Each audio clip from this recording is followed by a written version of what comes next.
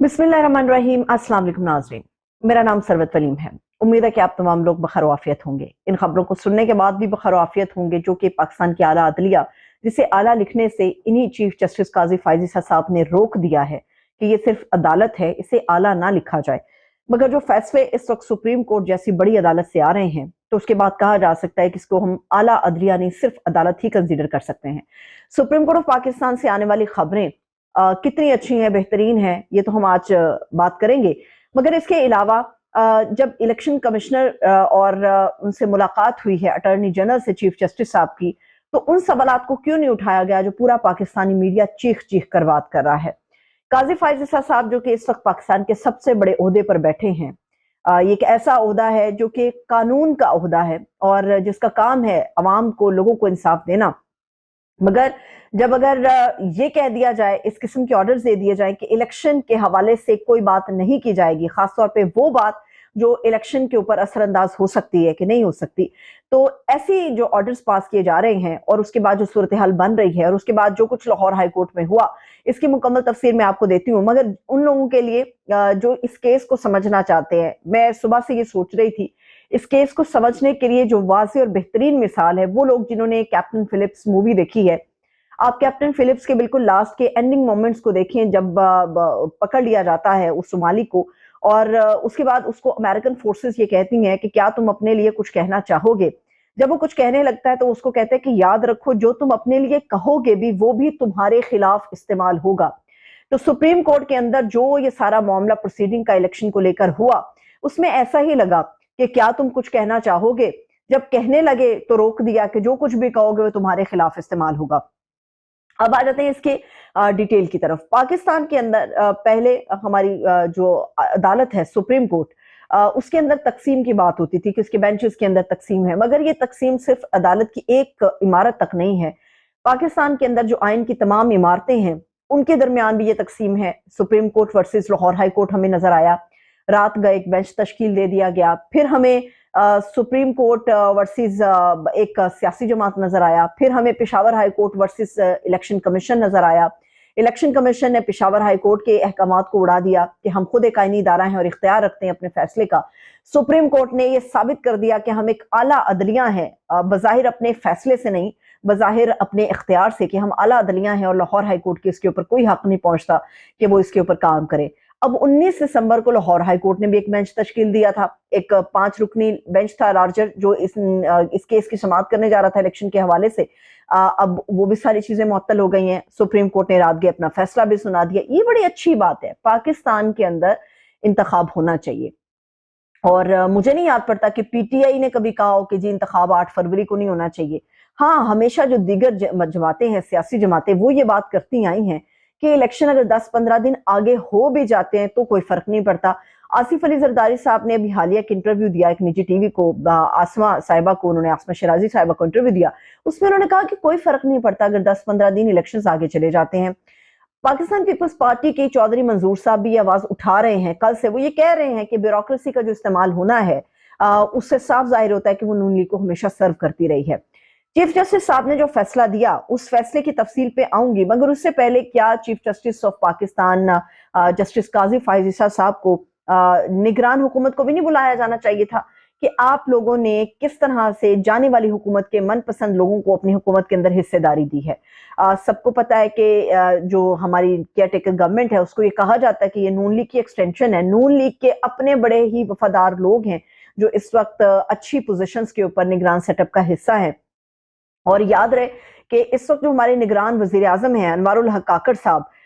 इनको निगरान वजीर आजम लाए जाने से पहले जब बलोचिस्तान के अंदर मीटिंग्स हो रही थी नून लीग की, तो उसमें इनका नाम भी शामिल था मुलाकात करने वालों में कि अनवारुल हक काकड़ साहब भी नून लीग का हिस्सा बनने के लिए तैयार है। खैर, उसके बाद गवर्नमेंट खत्म हो गई, दौरानिया पूरा हुआ और सरप्राइज था ये सबके लिए कि अनवारुल हक काकड़ साहब का नाम सामने आ गया। चीफ इलेक्शन कमिश्नर के ऊपर पहले दिन से इस चीज का इल्जाम भी है और बाकायदा वो अपने एक्ट्स के जरिए ये साबित भी करते हैं कि उनका झुकाव एक खास किस्म की सियासी जमात की तरफ है। अब आ जाते हैं इस चीज के ऊपर, जो रात को प्रोसीडिंग हुई और चीफ कमिश्नर, वो हमारे जो चीफ जस्टिस साहब हैं, उन्होंने ये जो प्रोसीडिंग की है, उस प्रोसीडिंग को करने के दौरान जब वहां पर इलेक्शन कमीशन के वकील ने बताया है कि 19 अगस्त को एक खत लिखा गया था हमें लाहौर हाई कोर्ट की तरफ से اور یہ کہا گیا تھا کہ آپ پہلے انتخابی شیڈول کا اعلان کریں، اس کے بعد آپ ایک ہمیں درخواست ڈالیں، پھر ہم کنسیڈر کریں گے۔ یہ جو ڈی آر اوز کا مسئلہ ہے، یہ جو ریٹرننگ آفیسرز اور ڈسٹرکٹ ریٹرننگ آفیسرز کا مسئلہ ہے، اصل میں سارا کھیل یہاں سے شروع ہوا۔ اب یہ سارے کے سارے لوگ وہ ہیں جو بیوروکریسی کا حصہ تھے، لیکن جب چیف کے سامنے یہ بات کی ہے الیکشن کمیشن کے وکیل نے، تو چیف صاحب کو چاہیے تھا کہ اس کے اوپر غور کرتے۔ لاہور ہائی کورٹ کو تو انہوں نے سنا دیا، ساتھیوں کو بھی تانے دے دیے، انہوں نے کسی کو نہیں چھوڑا۔ انہوں نے یہ جو انہوں نے الزام لگایا لاہور ہائی کورٹ کے اوپر، انہوں نے کہا جی لاہور ہائی کورٹ نے بیک جنبش قلم انتخابی عمل کو جو ہے وہ ڈی ریل کیا۔ مجھے نہیں لگتا کہ لاہور ہائی کورٹ نے بیک جنبش قلم یہ سارا کیا کہ ایک قلم ہلتے ہی انہوں نے ڈی ریل کر دیا سسٹم۔ اس سسٹم کو ڈی ریل کرنے میں الیکشن کمیشن کا اور چیف الیکشن کمشنر کا ہاتھ ہے، کہ جب ان کے پاس ایک خط ہے جو 4 مہینے سے وہ اپنے پاس فائلوں میں دبا کر بیٹھے ہیں اور کسی کو ہوا نہیں لگنے دی گئی، تو اس خط کو دبانے کا مقصد کیا تھا؟ انتخابی شیڈول کا اعلان کرتے اور کنسیڈر کرتے۔ جب ان کو روک دیا گیا تھا کہ بیوروکریسی کے لوگ اس میں شامل نہیں ہوں گے ڈی آر اوز اور آر اوز کے لیے، تو پھر بیوروکریسی کے لوگوں کو کیوں استعمال کیا گیا؟ عدالت کے سامنے یہ جو ایک پوائنٹ ریز کیا گیا کہ جی یہ وہ آر اوز اور ڈی آر اوز ہیں جن کا بیوروکریسی سے بہت پہلے کا تعلق تھا، مطلب اب وہ کافی ٹائم سے انتظامی آفیسر کے طور پہ اپنی خدمات سر انجام دے رہے ہیں،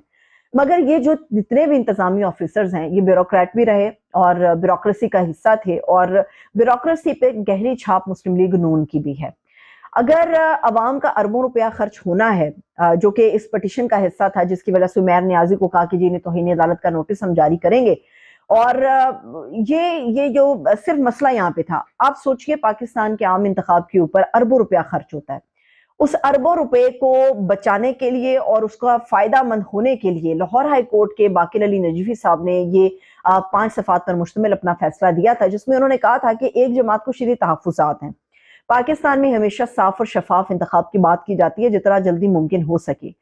تو انہوں نے بھی یہی بات کی تھی کہ آپ عوام کا اربوں روپیہ خرچ کرنے جا رہے ہیں، تو اگر ایک جماعت نتائج کو تسلیم نہیں کرے گی، جس کو پہلے ہی آپ کچھ کرنے کا موقع نہیں دے رہے، تو ایسی صورت میں اس کا کیا فائدہ ہوگا؟ لیکن چیف جسٹس صاحب جو ہے ہمارے معزز چیف جسٹس صاحب، وہ آج سے چھٹیوں پہ بھی چلے گئے ہیں اور وہ فیصلہ بھی سنا گئے ہیں، جس کے مطابق 8 فروری کو تو الیکشن ہوگا، مگر 8 فروری کو جو آر اوز ہیں اور ڈی آر اوز ہیں وہ وہی ہوں گے جن کے ذریعے الیکشن کمیشن کام کر رہا تھا۔ کیا ہمارے چیف جسٹس قاضی فائز عیسیٰ صاحب کو، ہمارے چیف الیکشن کمشنر سے یہ سوال نہیں ہونا چاہیے تھا کہ جب میں آپ کو کہہ رہا ہوں کہ آپ پٹیشن ان معاملات کو لے کے دائر کریں، آپ خود ایک آئینی ادارہ ہیں، جب لاہور ہائی کورٹ نے اس پورے معاملے کو پروسیس کو اپنے فیصلے کے ذریعے روکا تھا، تو فوری طور پہ ایک پٹیشن آپ کو ہمارے لیے درج کرنی چاہیے تھی سپریم کورٹ کے اندر، اور پھر ہم اس کو کنسیڈر کرتے۔ مگر یہاں پہ جو جانبداری چیف الیکشن کمشنر سکندر سلطان راجہ صاحب کی ہے وہ اسی طرح سے نظر آتی ہے۔ ادھر سے لاہور ہائی کورٹ کا حکم آتا ہے اور چند منٹوں کے اندر الیکشن کمیشن کی ایک پریس ریلیز جاری ہو جاتی ہے۔ اس پریس ریلیز کے مطابق فوری طور پہ ملک بھر میں جہاں پر بھی آر اوز اور ڈی آر اوز کی ٹریننگ ہو رہی ہے وہ روک دی گئی ہے۔ آپ کو سپریم کورٹ بلاتی ہے اچانک سے، اٹارنی جنرل صاحب کو سپریم کورٹ بلاتی ہے اچانک سے، اور سپریم کورٹ یہ راستہ دکھاتی ہے چیف الیکشن کمشنر کو کہ آپ ایک پٹیشن ہمارے لیے فوری طور پہ دائر کریں، ہم ابھی کیس لگا دیں گے، اور وہ فیصلہ بھی ہو جاتا ہے۔ جب چیف الیکشن کمشنر اور الیکشن کمیشن ایک آئینی ادارہ، ایک آئینی عہدہ ہے ان کے پاس، تو یہ بات ان کے ذہن میں کیوں نہیں آئی؟ یہاں پر پی ٹی آئی کے خلاف ایک سازش ہوئی جس میں یہ بیانیہ بنایا گیا کہ پی ٹی آئی پورے الیکشن کے پروسیس کو سبوٹاژ کرنا چاہتی ہے، اس معاملے کو ختم کرنا چاہتی ہے، خراب کرنا چاہتی ہے، سازش کا ایلیمنٹ سب لوگوں نے دیکھا۔ مگر کیا ہمارے معزز چیف جسٹس صاحب کو یہ نہیں دیکھنا چاہیے تھا کہ جب پی ٹی آئی پہ الزام لگ رہا ہے، پی ٹی آئی نے تو کبھی نہیں اپنی تاریخ میں کہا کہ جی الیکشن نہیں ہونے چاہیے، وہ تو ارلی مانگتے رہے ہیں الیکشن، مگر پی ٹی آئی کے خلاف یہ بیانیہ بنا۔ کیا چیف الیکشن کمشنر صاحب کے کان نہیں کھینچنے چاہیے تھے جسٹس فائز عیسیٰ صاحب کو کہ جناب علی آپ پٹیشن لے کے ہمارے پاس کیوں نہیں آئے؟ ہمیں بلاوا دینا پڑ رہا ہے آپ کو کہ خدا کے لیے آئیں اور آ کر بات کریں۔ قاضی فائز عیسیٰ صاحب نے یہ ویسے اپنے فیصلے میں لکھ دیا، اس سے پہلے الیکشن کی جو ڈیٹ جب آئی انہوں نے فیصلے میں لکھا کہ کوئی بھی الیکشن کے پروسیس کو ڈیریل نہیں کر سکتا، اس کے اوپر بات نہیں کر سکتا، آپ اپنی بیوی سے بات کر سکتے ہیں، پڑوسی سے بات کر سکتے ہیں۔ سب کی زباں بندی ہو گئی، مگر جو سینئر سیاستدان اور سیاسی جماعتیں یہ بات کر رہی تھی کہ الیکشن آگے جانا چاہیے، الیکشن نہیں ہو سکتا، کیسے کریں گے، کس موسم میں کریں گے، کیسے ممکن ہو سکے گا، کیسے مہم چلائیں گے، تو کیا ہمارے جو قاضی فائز عیسیٰ صاحب ہیں، معزز چیف جسٹس صاحب، ان کو ان سیاستدانوں کو کٹہرے میں نہیں بلانا چاہیے تھا کہ آپ کن بنیادوں کی وجہ سے کہہ رہے ہیں کہ پاکستان کا الیکشن ان تاریخوں کے اندر نہیں ہو سکتا؟ کیا زرداری صاحب کو نہیں بلایا جانا چاہیے تھا کہ آپ یہ بات کیوں کر رہے ہیں کہ پاکستان کے اندر جو الیکشن ہے وہ 10-15 دن چلے جائے آگے؟ کیا ہمارے فائز عیسیٰ صاحب کو میاں نواز شریف صاحب کو نہیں بلایا جانا چاہیے تھا کہ جب میاں نواز شریف صاحب یہ کہتے رہے اور ان کی بیٹی بھی یہ کہتی رہی کہ پاکستان میں انتخاب تب ہوگا جب ترازو کے دونوں پلڑے برابر ہوں گے؟ کیا فائز عیسیٰ صاحب ان کو نہیں بلا سکتے تھے؟ یہ سارا زور آخر پاکستان تحریک انصاف کے اوپر کیوں چلتا ہے؟ اور اس کے علاوہ عمیر نیازی کے حوالے سے کہا جا رہا ہے کہ ممکن ہے کہ جی فائز عیسیٰ صاحب جو ہے وہ ان کا وکالت کا لائسنس جو ہے وہ معطل کر دیں. وہ معطلی 2 مہینے کے لیے بھی ہو سکتی ہے, 3 مہینے کے لیے بھی ہو سکتی ہے, تاکہ انہیں ایک عبرت کا نشان بنایا جا سکے. انہوں نے عمیر نیازی کے حوالے سے جو الیکشن کمیشن کے وکیل تھے انہوں نے کہا کہ جی عمیر نیازی ایک سیاسی جماعت سے تعلق رکھتے ہیں, تو چیختا کون ہے جس پہ ظلم ہوتا ہے؟ تو وہی چیخے گا جس کو نہ لیول پلینگ فیلڈ مل رہی ہے, نہ اس کو کھل کھیلنے کا موقع مل رہا ہے دیگر سیاسی جماعتوں کی طرح سے. شعیب شاہین صاحب کو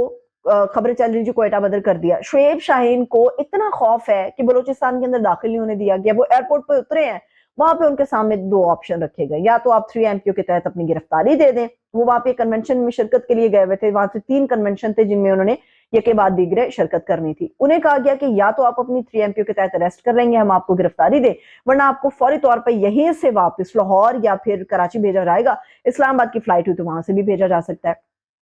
کیا پاکستان کے اندر جو پی ٹی آئی کے ساتھ زیادتیاں ہو رہی ہیں, کیا چیف صاحب کو وہ زیادتیاں نظر نہیں آ رہی؟ کیا ان کو وہ نہیں دیکھنا چاہیے تھا؟ پھر اس کے علاوہ ایک اور معاملہ اٹھا اور بڑے لوگوں نے, میں کہوں گی, اس کو مختلف طریقے سے بیان کیا ہے, مگر اس کی سچائی اتنی ہے کہ جو مشال یوسف زئی کے حوالے سے چیف جسٹس صاحب نے بڑی سخت قسم کی زبان استعمال کی, وہ نہیں کرنی چاہیے تھی, کیونکہ چیف جسٹس کا جو ایک عہدہ ہے وہ بڑا عہدہ ہے اور اس سے بڑی ہی توقعات وابستہ ہوتی ہیں. قاضی فائز عیسیٰ صاحب کے حوالے سے کچھ زیادہ پی ٹی آئی خوش نہیں تھی, مگر جب آپ کی توقعات وابستہ ہوتی ہیں تب ہی آپ دروازے کھٹکھٹاتے ہیں ان لوگوں کے بھی جن کو آپ سمجھتے ہیں کہ وہ قانون کے ایک بڑے عہدے پر بیٹھے ہیں. پی ٹی آئی کے اندر کبھی بھی قاضی فائز عیسیٰ صاحب کو لے کے یہ نہیں کہا گیا کہ وہ بڑے ہی نیوٹرل پلیٹ فارم پہ آ کے فیصلے کرتے ہیں, مگر جب آخری امید آپ کے قاضی فائز عیسیٰ ہو, اور عمران خان صاحب نے یہ بات بڑی اچھی طریقے سے واضح کی تھی کہ ٹھیک ہے آپ کچھ بھی کہیے, مگر ہمارے پاس ایک آخری راستہ صرف سپریم کورٹ کا ہے جہاں پر ہم اپنا دروازہ کھٹکھٹا سکتے ہیں. مگر آج میں کہوں گی قاضی فائز عیسیٰ صاحب نے بھی بتا دیا کہ آپ کا دروازہ کھٹکھٹانے پر, کوئی دستک دینے پر دروازہ نہیں کھلے گا, کیونکہ ایسا ہی ہوا.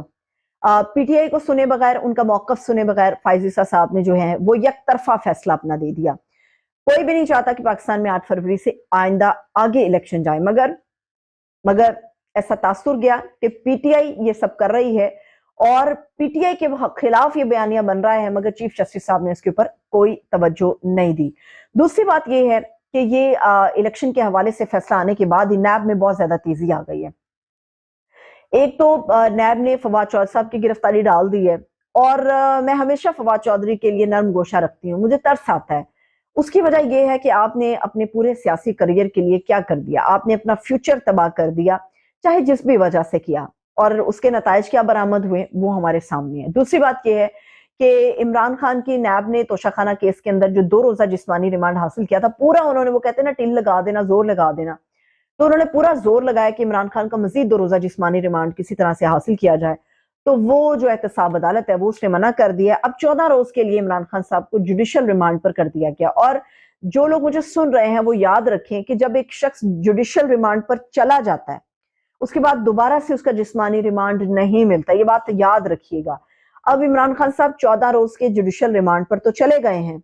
یہ واپس اگر جسمانی ریمانڈ پر ان کو کسی بھی طرح حقائق کو توڑ موڑ کر لایا جاتا ہے تو یہ آئین اور قانون کی کھلی خلاف ورزی ہوگی,